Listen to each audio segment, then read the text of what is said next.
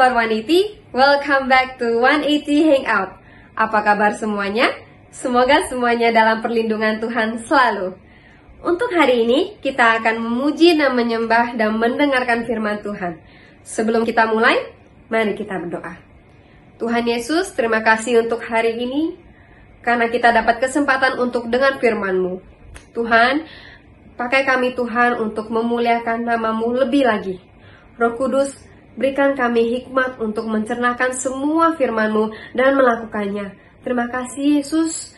Dalam nama Tuhan Yesus kami berdoa. Amin. Shalom sahabat 180. Kita percaya kita semua di dalam keadaan yang sehat, karena kita percaya juga Tuhan Yesus Kristus yang menyertai dan melindungi kita semua. Karena Tuhan Yesus punya rencana yang terbaik untuk kita semua. Amin.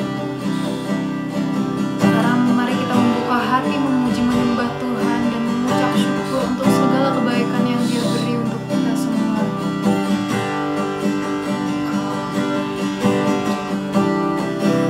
Mari panjatkan syukur. Yesus terbaik bagi kita.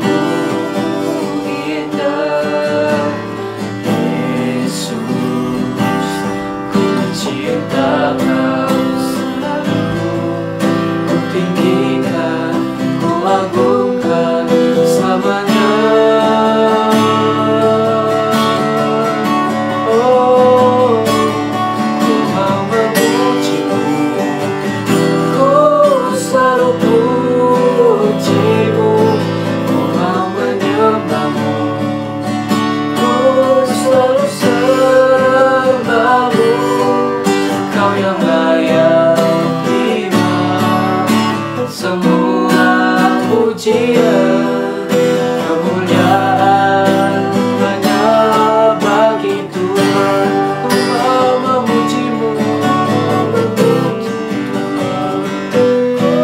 selalu pujimu. Ku mau menyembahmu, ku selalu sembahmu. Kau yang layak terima semua pujian, kemuliaan hanya bagi Tuhan. Kau yang layak terima semua pujian, kemuliaan hanya bagi Tuhan. Kau yang layak terima semua pujian, kemuliaan hanya bagi Tuhan. Pujian kami hanya bagimu Tuhan. Oh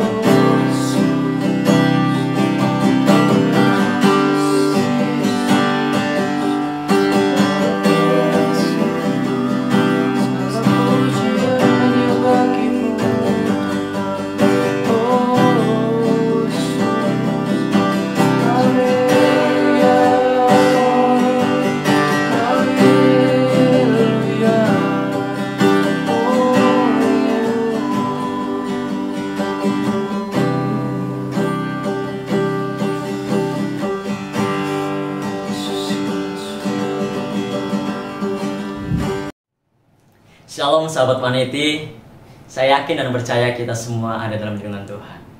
Ya, sebelum kita mendengarkan kebenaran firman Tuhan, saya ajak semuanya untuk berdoa. Tuhan Yesus yang baik, kami sangat bersyukur atas kasih dan penyertaan. Sebentar kami akan merenungkan kebenaran firman-Mu, urapi setiap kami. Bila firman-Mu itu dapat menjadi rema dan kami aplikasikan dalam kehidupan hari lepas hari. Dalam nama Tuhan Yesus, kami sudah berdoa syukur. Haleluya. Amin. Ya, saya ucapkan sekali lagi shalom untuk kita semua. Saya yakin dan percaya kita semua dalam perlindungan Tuhan. Firman Tuhan yang akan saya sampaikan adalah firman Tuhan yang terlalu sering kita dengar. Bahkan kalau di cerita-cerita sekolah minggu kita pasti pernah dengar. Ya, seorang yang tubuhnya pendek, dia akhirnya apa? Karena keadaannya itu pendek, dia pengen berjumpa dengan Tuhan Yesus. Dia manjat pohon ara. Siapa itu? Bisa diketik di kolom chat ya. Ya, bernama Zakheus. Saya akan bacakan di dalam Lukas 19 ayat 1-10. Yesus masuk ke kota Yeriko dan berjalan terus melintas kota itu. Di situ ada seorang bernama Zakheus, kepala pemungut cukai, dan ia seorang yang kaya. Ia berusaha untuk melihat orang apakah Yesus itu, tetapi ia tidak berhasil karena orang banyak, sebab badannya pendek. Maka beralihnya ia mendahului orang banyak, lalu memanjat pohon ara untuk melihat Yesus yang akan lewat di situ. Ketika Yesus sampai ke tempat itu, ia melihat ke atas dan berkata, "Zakheus, segera turun, sebab hari ini aku harus menumpang di rumahmu." Lalu Zakheus segera turun dan menerima Yesus dengan sukacita. Tetapi semua orang melihat hal itu bersungut-sungut, katanya, "Ia menumpang di rumah orang berdosa." Tetapi Zakheus berdiri dan berkata kepada Tuhan, "Tuhan, setengah dari milikku akan kuberikan kepada orang miskin, dan sekiranya ada sesuatu yang kuperas dari seseorang, akan kembalikan 4 kali lipat." Kata Yesus kepadanya, "Hari ini telah terjadi keselamatan kepada rumah ini, karena orang ini pun anak Abraham. Sebab anak manusia datang untuk mencari dan menyelamatkan yang hilang." Judul firman Tuhan yang saya akan sampaikan pada saat hari ini adalah perjumpaan yang mengubahkan. Tentu satu kerinduan kita sebagai seorang murid Kristus, hidup kita harus mencapai keserupaan dengan Kristus. Dan itu menjadi hal yang berkenan di hadapan Tuhan. Kita belajar bagaimana perjumpaan Zakheus mengubahkan hidupnya. Ya, kita belajar Zakheus adalah seorang pemungut cukai. Arti nama dari Zakheus adalah seorang yang tulus, bersih, dan jujur. Wow, namanya keren. Ya, sama seperti nama adalah sebuah doa. Tetapi nama dan kelakuan hidupnya sehari-hari tidak mencerminkan namanya. Karena dia adalah seorang pemungut cukai. Pemungut cukai adalah orang pada saat itu dibenci, tidak disukai. Kenapa?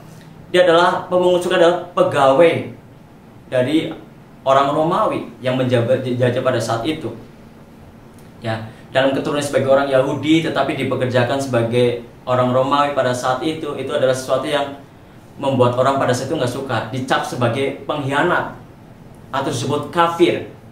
Yang lagi, pemungut cukai adalah orang yang bertugas untuk memungut pajak, dan pajaknya seringkali berlebihan dan akhirnya menekan rakyat pada saat itu. Sehingga apa? Zakheus tidak disukai. Tapi kita belajar bagaimana Zakheus bisa diubahkan. Apa yang dia membuat dia berubah? Ya, kita pasti tahu. Yang dapat mengubahkan hidup kita adalah Tuhan Yesus. Tanpa Tuhan Yesus, hidup kita tidak akan mengalami perubahan. Dulu pada saat kita mungkin di antara kita yang belum percaya Tuhan Yesus, tapi ketika dia percaya Tuhan Yesus, hidup kita semakin hari semakin berubah. Jangan biarkan ya, walaupun bangga, jangan sampai kita bangga menjadi orang Kristen saja cukup. Yes, aku udah Kristen, aku pasti selamat. Stop, berhenti dulu. Jangan terlalu bangga menjadi orang Kristen. Apalah artinya kekristenan kita tanpa sebuah perubahan hidup yang seperti Kristus. Ya, kita melihat bagaimana Zakheus berjumpa dengan Tuhan Yesus, dan itu tidak mudah. Kenapa? Badannya pendek, tubuhnya kecil. Maka apa? Dia harus menerobos orang. Akhirnya apa? Karena tahu dia sadar diri tubuhnya pendek, dia naik ke atas pohon demi melihat Tuhan Yesus. Dia begitu pengennya melihat Tuhan Yesus. Dan lebih lagi ketika dia berjumpa dengan Tuhan Yesus, Tuhan Yesus pengen menumpang di rumah orang tersebut. Orang-orang di sekelilingnya mencaci makinya, menghinanya. Dia menumpang di rumah orang berdosa. Ada dua hal yang menjadi penghalang, hambatan buat Zakheus. Tubuhnya kecil, tetapi itu tidak menghalangi. Adapun orang-orang menghinanya, itu pun tidak menjadi penghalang. Mungkin dalam kehidupan hari lepas hari ada penghambat-penghalang dalam tubuh kita, dalam diri kita, yang akhirnya apa? Susah membuat kita datang kepada Tuhan Yesus. Tetapi kita sebagai anak-anak Tuhan, di dalam hidup kita ada Roh Kudus yang memampukan kita untuk mengalahkan kedagingan kita. Jangan biarkan keterbatasan atau kelemahan diri kita menjadi penghambat untuk berjumpa dengan Tuhan Yesus, sehingga kita tidak bisa ketemu dengan Tuhan Yesus. Orang mungkin menghina kita, sok suci, sok kudus, biarkan saja. Yang penting saya mau ketemu Tuhan Yesus. Karena perjumpaanmu dengan Tuhan Yesus akan mengubahkan hidup kita.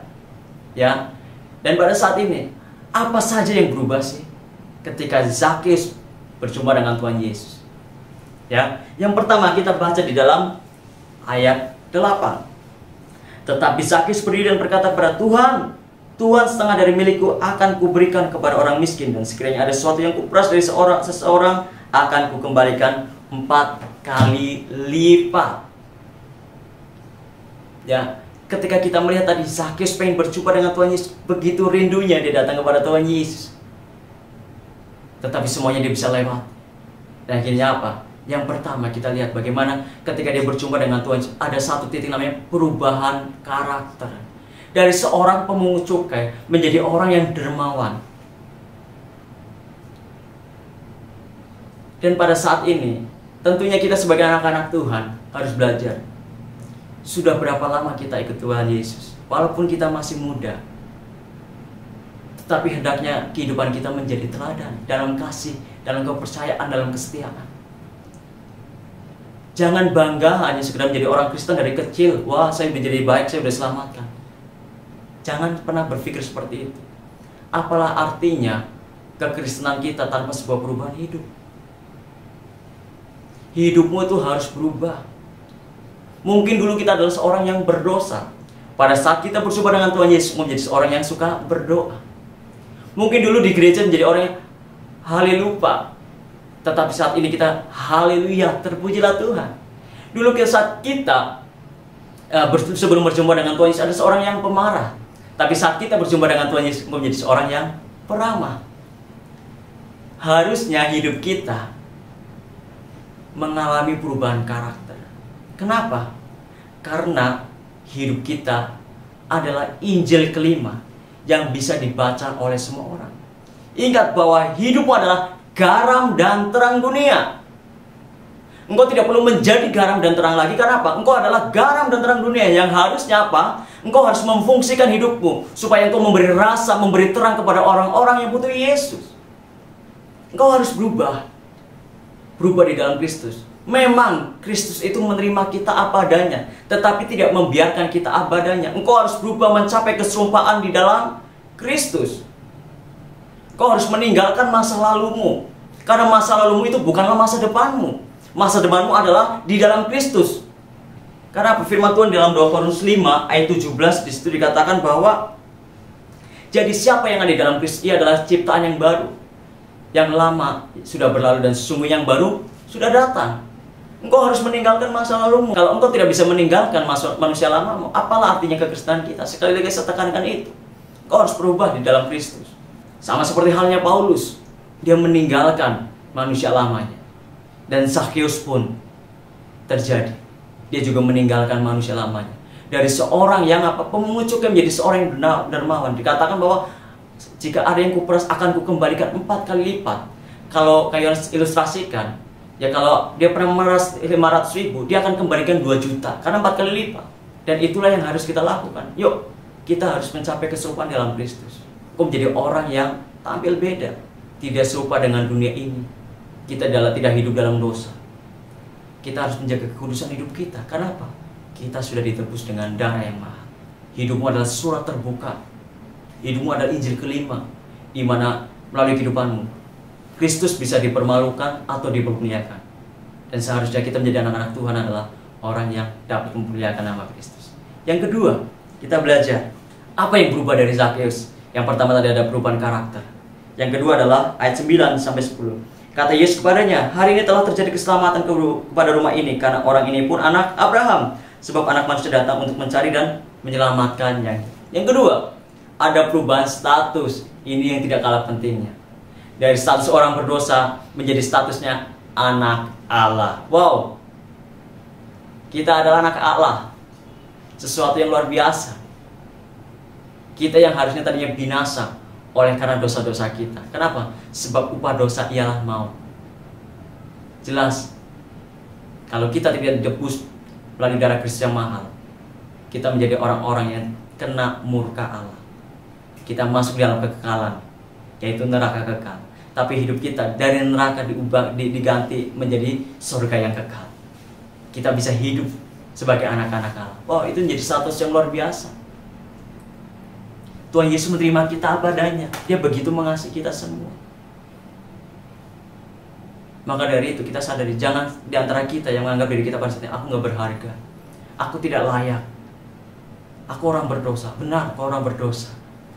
Tapi saat ini ketika engkau berjumpa dengan Tuhan Yesus, hidupmu dikuduskan, hidupmu dilayakkan, hidupmu dibenarkan. Sehingga apa? Jangan pernah berkata, aku tidak berharga lagi. Kita semua berharga. Untuk itulah kenapa Tuhan Yesus mau mati buat kita di kayu salib. Karena begitu berharganya hidup kita.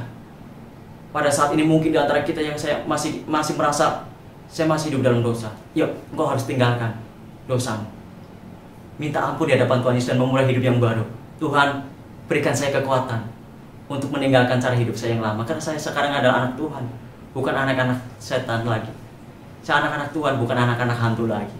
Wow. Yuk, kita memiliki keberanian di dalam Tuhan untuk meninggalkan masa lalu kita. Kita memang masih bisa berbuat dosa, tetapi jangan biarkan kita hidup di dalam dosa lagi. Hidup kita harus berbeda. Ya, perjumpaan dengan Kristus tentunya mengubahkan. Jangan bangga menjadi orang Kristen. Agamamu tidak akan pernah menyelamatkan. Tetapi apa? Kita harus mengerjakan keselamatan melalui perbuatan yang benar dalam kehidupan hari lepas hari. Kenapa? Kita adalah anak-anak Tuhan. Kita tidak boleh mengikuti hidup dengan cara-cara dunia lagi. Yuk sadari bahwa hidupmu adalah anak-anak Tuhan. Kau harus berbeda dengan dunia ini. Meskipun kau hidup di dunia ini, tetapi caramu berpikir, bertingkah laku, berkata harus serupa dengan Kristus. Jadi bagaimana kita harus berubah? Kau harus bersumber dengan Tuhan Yesus. Karena di dalam Kristus kau hidup apa? Harus ada perubahan karakter. Yang kedua, ada perubahan status. Hidupmu diubahkan dari anak orang berdosa menjadi anak Allah. Wow, kasih karunia yang luar biasa yang Tuhan Yesus berikan kepada kita semua. Seharusnya kita bersyukur, terima kasih Tuhan buat karya salib-Mu. sehingga aku saat ini dilayakkan, hidupku dikuduskan. Untuk itulah, ingat, kita saat ini adalah anak-anak Allah. Cerminkan bahwa engkau adalah Allah. Saat engkau melakukan hal yang tidak benar, nama Tuhan yang dipermalukan. Ya, jadi mari kita sadari kita adalah anak Allah. Dan untuk itu, mari kita berikan hidup kita yang terbaik. Jangan biarkan hidup kita sama seperti hari kemarin, tapi biarkan pada saat ini kita semakin hari semakin serupa dengan Kristus, sehingga nama Tuhan yang dipermuliakan. Dan semakin banyak orang-orang yang mengenal Kristus melalui kehidupan kita. Wah, orang Kristen si A si B, saya diberkati loh, saya senang bergaul dengan dia. Kenapa? Karena dia bisa merasakan Kristus. Jangan biarkan orang berkata, wah, ada si A, ada si B, saya gak suka lah, lebih baik saya pergi. Nah, akhirnya hidup kita gak bisa jadi berkat dong. Ya, jadi mari kita sadari, kita anak Tuhan, hidup kita harus berbeda. Pada saat ini yang mungkin masih dalam dosa, yang rasa gak berharga, minta ampun. Kita semua berharga. Tidak ada seorang pun yang tidak berharga di hadapan Kristus. Semuanya berharga. Dan biarlah hidup kita terus diubahkan di dalam Kristus. Kalahkan kedagingan kita, dan kita harus menang atas kedagingan kita. Tuhan Yesus memberkati kita semua, dan saya ajak semuanya untuk berdoa. Tuhan Yesus yang baik, kami sangat bersyukur buat firman-Mu. Saya percaya Tuhan, hidup kami akan diubahkan ketika kami berjumpa dengan Engkau. Dan Engkau sudah ubahkan, hidup kami harus berubah dalam karakter hidup kami. Dan terima kasih Engkau mengubah status kami Tuhan. Perjumpaan kami dengan Engkau mengubahkan hidup kami. Kami tidak merasa bahwa kami tidak berharga lagi. Kami berharga di mata-Mu Tuhan. Dan kami harus meninggalkan manusia lama kami dan menjadi seorang yang serupa dengan Engkau ya Bapa. Terpujilah nama-Mu selamanya, hanya dalam nama Tuhan Yesus. Haleluya. Amin.